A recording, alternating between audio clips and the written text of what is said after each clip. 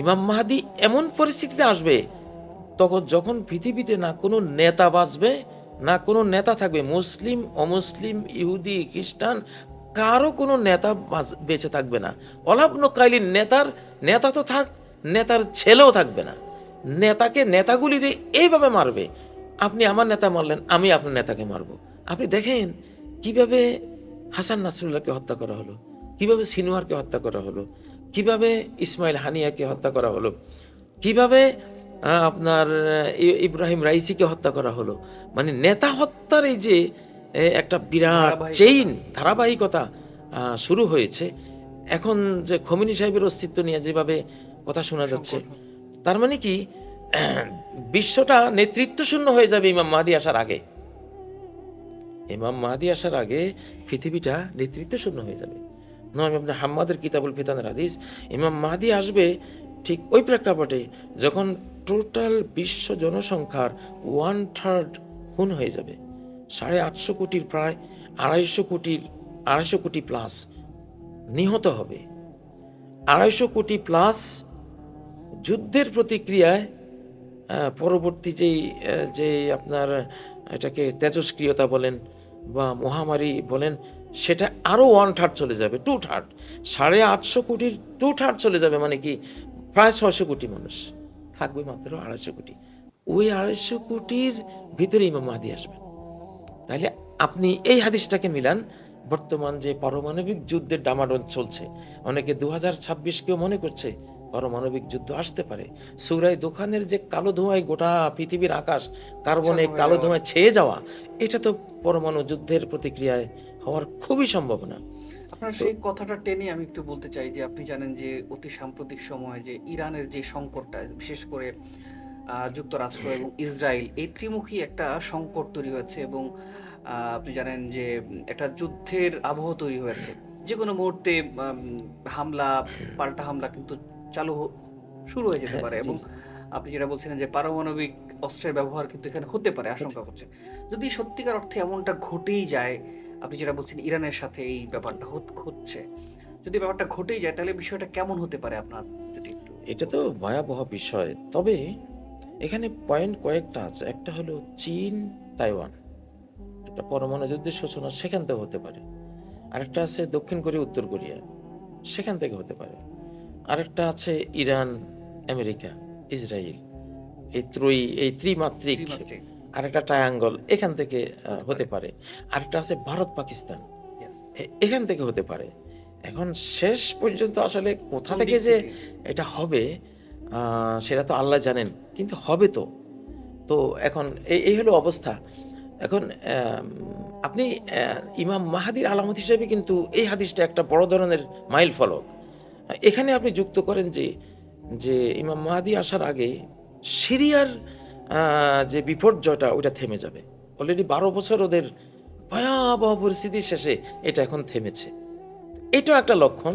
Syria, Yemen, Yemen, জি জি, সংকটগুলো কিছুটা মানে শিথিল হবে। আপনি ইরাক, জুন্দুন বিল ইরাক, জুন্দুন বিল শাম, জুন্দুন বিল ইয়ামান। ইমাম মাহদি আসার আগে মুসলিমদের 3টা বাহিনী 3 দেশে খুব শক্তিমান হয়ে থাকবে।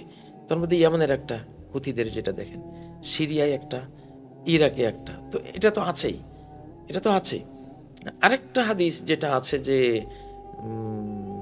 পারস্যবাসী আরববাসী 2 জাতি একটা বিশাল ধ্বংসযজ্ঞের মধ্যে পড়বে। হয় আরবরা আগে পারসিকরা পরে, অথবা পারসিকরা আগে আরবরা পরে। আমি আর আপনি যদি এখন দেখি মিডল ইস্টের পরিস্থিতিটা, ঠিক ইরানের সামনে যেমন খড়গ, আরবদের উপরে তো সে একই খড়গ কিন্তু। তো এখন এইগুলো যে কোনো একটা তো ঘটবে, তো এটা ঘটবে ইমাম মাহদি আসার আগে। তাহলে এই একটা ধরেন হাদিস আপনি ইমাম মাহদির বড় আলামত হিসাবে দেখতে পারেন। আরেকটা আপনাকে বলি, লা ইয়াখরুজুল মাহদি হাত্তা লা ইয়াবকা কাইলুন ওয়া ইবনু কাইলিন।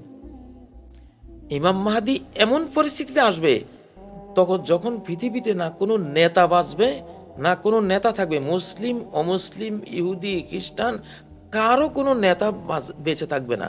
অলাবনকালীন নেতা তো থাক, নেতার ছেলেও থাকবে না। নেতাকে নেতাগুলিরে এইভাবে মারবে, আপনি আমার নেতা মারলেন, আমি আপনার নেতাকে মারবো। আপনি দেখেন কিভাবে হাসান নাসরুল্লাহকে হত্যা করা হলো, কিভাবে সিনোয়ারকে হত্যা করা হলো, কিভাবে ইসমাইল হানিয়াকে হত্যা করা হলো, কিভাবে আপনার ইব্রাহিম রাইসিকে হত্যা করা হলো। মানে নেতা হত্যার এই যে একটা বিরাট চেইন ধারাবাহিকতা শুরু হয়েছে। এখন যে খোমেনি সাহেবের অস্তিত্ব নিয়ে যেভাবে কথা শোনা যাচ্ছে, তার মানে কি বিশ্বটা নেতৃত্ব শূন্য হয়ে যাবে ইমাম মাহদী আসার আগে। ইমাম মাহদী আসার আগে পৃথিবীটা নেতৃত্ব শূন্য হয়ে যাবে। তো এখন যদি নেতাদেরকে যদি এক রাষ্ট্র আরেক রাষ্ট্রের নেতাকে মেরে দেয়, তো এই রাষ্ট্র তো অবশ্যই সর্বশক্তি নিয়োগ করবে যে ওই রাষ্ট্রের নেতাকে কিভাবে মারা যায়। তো আসলে শেষ এটাই হবে, নেতৃত্ব দেওয়ার আর কেউ থাকবে না, ওই শূন্য স্থানে এসে ইমাম মাহদী গোটা পৃথিবীর নেতৃত্ব সামলাবেন। পরিবেশটা তখন তার অনুকূলে হয়ে থাকবে, একজন নেতা চাইবে গোটা পৃথিবীর সকল জাতি। তো সেই পরিস্থিতি তো আপনারা যদি নজর দেন বিশ্ব পরিস্থিতির উপরে, নেতা হত্যার, নেতাদের গায়েব হয়ে যাওয়ার যে একটা একটা সিস্টেম চালু হয়ে গেছে অলরেডি, এটা শেষ মাথায় ইমাম মাহদী। নেতা থাকবে না, মেরে ফেলবে। আপনি বাংলাদেশও দেখেন, হাদিকে কেন মেরেছে, ভবিষ্যৎ নেতা হতে পারে, মেরে দিয়েছে, ঠিক নয় কি? আপনার আরো তো অনেকের ব্যাপারেও এগুলো গুঞ্জন শোনা যাচ্ছে, এটা সারা পৃথিবীতেই এখন। খুব সুন্দর করে আমাদেরকে বুঝিয়ে বলেছেন। আপনার কথা অনুযায়ী বলতে যে মধ্যপ্রাচ্যে আসলে যে সংকটটা চলছে আর কি, সেখানে আমরা দেখি, যদি গাজার সংকটের কথা বলি, আমি এর আগে বললাম যে আরব শাসকদের আসলে নির্লিপ্ততা আছে এখানে, আসলে তারা কোনো ধরনের উদ্যোগী হয়ে এই সংকট সমাধানের জন্য এগিয়ে আসছেন না। আপনি আপনার বিভিন্ন বক্তব্যেও কিন্তু এই বিষয়টা তুলে ধরেছেন। আপনার বক্তব্যে আপনি আরব শাসকদের ভূমিকা নিয়ে কঠোর সমালোচনা করেছেন। আসলে বর্তমান যে প্রেক্ষাপট, এই প্রেক্ষাপট আসলে আরব শাসকদের কি করা উচিত বলে মনে করেন, বা কিংবা আমাদের মুসলমানদের কোন পক্ষ নেওয়া উচিত বা কি করণীয়, যদি আপনি বলতেন একটু। মুসলিমরা এখন একটা মরাগাঙ্গে একটা বিশাল গণজোয়ার পেয়েছে, শতাব্দীর জোয়ার, সুদিনের জোয়ার বয়েছে এখন। 2024 পরবর্তী বিশ্বটাই যেহেতু মুসলিম মুখী, মুসলিমদেরকে আপনি বাংলাদেশকে যেভাবে জাতিসংঘ থেকে শুরু করে, নিরাপত্তা পরিষদ থেকে শুরু করে, আমেরিকা, চীন, রাশিয়া, ভারত, এই ছোট্ট পাকিস্তান, বাংলাদেশেরও যেমন এখন সবার একটা মানে মধ্যমণি, রাজনীতির অনেক গুরুত্বপূর্ণ একটা মূল কেন্দ্র না দেখেন। তাহলে মুসলিম উম্মাহ যে ইম্পর্টেন্ট উম্মাহ হিসাবে, জাতি হিসাবে গোটা বিশ্বকে লিড দিবে, আপনি শুধু বাংলাদেশকে চিন্তা করলে, বাংলাদেশের হাল অবস্থা দেখলে, যে গ্লোবাল যে পলিটিক্স, এটা বাংলাদেশকে কিভাবে আপনার গ্রাস করছে চতুর্দিক থেকে, এটা চিন্তা করলে কিন্তু আপনি খুঁজে পাবেন যার বিপদ যত বড় মাত্রার আসবে, যাকে মারতে আসবে সারা পৃথিবী, সে যখন এর এর প্রতিকার পাবে, প্রতিকার হিসেবে গোটা পৃথিবীকে পেয়ে যাবে, কারণ গোটা পৃথিবী তাকে মেরেছে। অতএব গোটা পৃথিবী তার হাতে আল্লাহ দেবেন। এই তো হলো ইমাম মাহদীর রাজধানী, 7 মহাদেশ শাসন করবেন এই চিনে বসেই। তো আবার আকাশ থেকে হযরত ঈসা আলাইহিস সালাম যেখানে আসবেন, তিনিই তো এই বসবেন। তাহলে সবাই কিন্তু এখানে শরীক হচ্ছে কেন? ওরা জানে এই গাজা আগামী বিশ্ব নেতৃত্বের মূল পয়েন্ট হবে, এটা আমরা হতে দেব না। তো তারা তো আল্লাহর সাথে লড়াই লাগিয়েছে এখানে, তো এটা তো পারবে না কোনোদিনও, কেউই পারে নাই। আল্লাহর সাথে যুদ্ধ করে কেউ পারে? তো এই জন্যই কিন্তু গাজাকে মারছে। তো গাজা কিন্তু পল্টে নেবে ইনশাআল্লাহ। আপনার কিছুদিনের মধ্যে দেখবেন যে গাজায় মুসলিম একটা প্রেক্ষাপট তৈরি অলরেডি হয়ে গেছে। আপনার পিস বোর্ড যেটা আমেরিকা যেটা পিস বোর্ডটা এটা করতে চাচ্ছে, আস্তে করে দেখবেন যে আমেরিকা এরপর আর থাকবে না। তাদের তো তাওরা কিতাবে আছে 80 বছর, 8ম দশকে তাদের রাষ্ট্রপতন হয়ে যায়। আসলে এখানে একটা মজার কথা বলি, যে জাতি নারী সম্ভ্রমকে অবমূল্যায়ন করে সেই জাতির রাষ্ট্র থাকবে না। কারণ নারী রক্ষার জন্য ঘর, কোরআনে আছে বুয়ুতিহিন্না, বুয়ুতিকুন্না, বাইতেহা, এই সর্বনামগুলি নারীর। নারীর ঘর, নারীরা তোমাদের ঘর, সে মহিলার ঘর, মানে ঘরের অস্তিত্বই হয়েছে তো নারীর জন্য।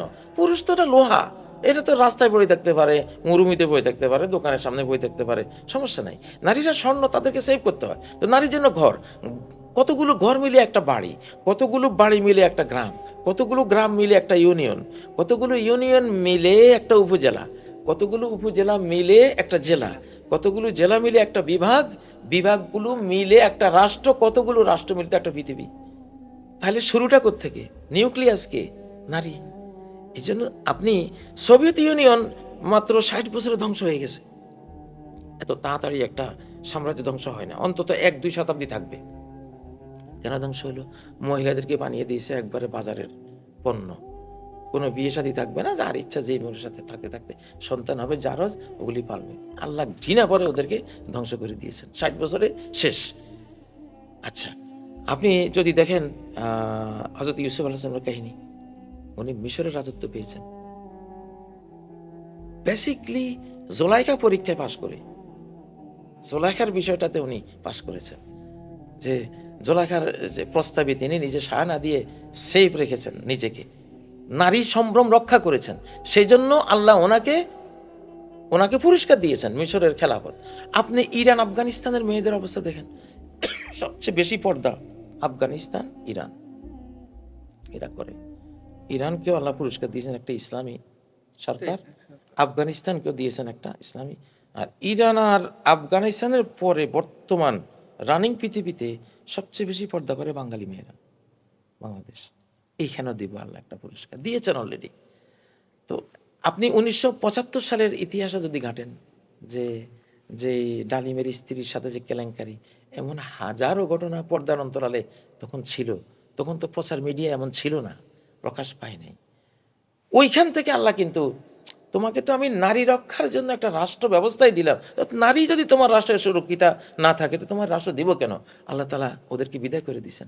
আপনি 2024-এর 5ই আগস্টের পরিবর্তন যাদের উপরে গেছে, এই সাইক্লোন যাদের উপর দিয়ে গেছে, তাদের চরিত্র যদি আপনি দেখেন, প্রত্যেকটা অফিসে গোপন একটা রুম নারী নির্যাতনের জন্য।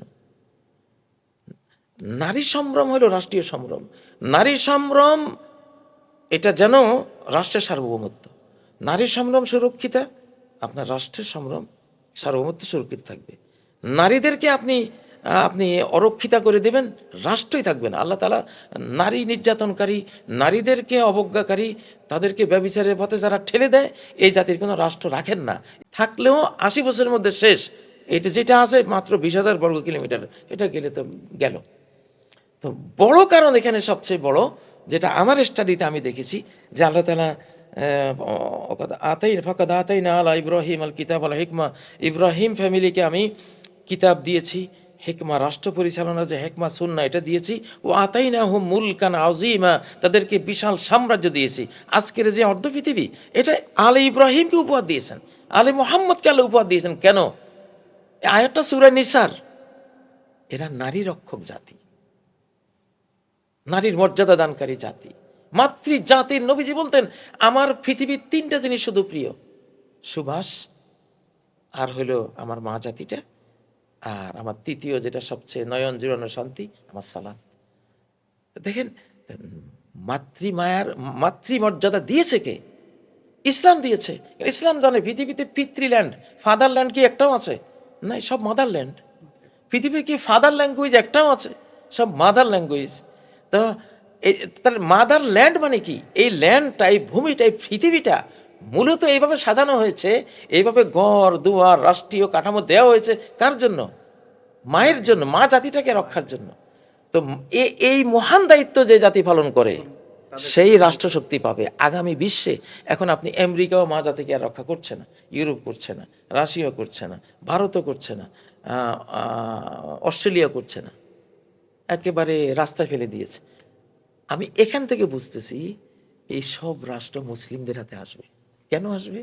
তারা এই মা জাতিটাকে সেফটি দিবে তাদের রাষ্ট্রীয় কাঠামোর ভিতরে। যে একটা তরুণী মেয়ে হাজারামাউত থেকে চলে যাবে, একেবারে সানা থেকে হাজারামাউত 1000 কিলোমিটার চলে যাবে, তার ভয় থাকবে শুধু তার বাঘ ভাল্লুক তার পশুগুলো খেয়ে ফেলে কিনা। এছাড়া তার সম্ভ্রম নষ্ট হতে পারে এমন কোনো ভয় তার থাকবে না। এই সেফটিটা যে জাতির দিতে পারবে আগামী বিশ্ব, সেই জাতির ইনশাআল্লাহ।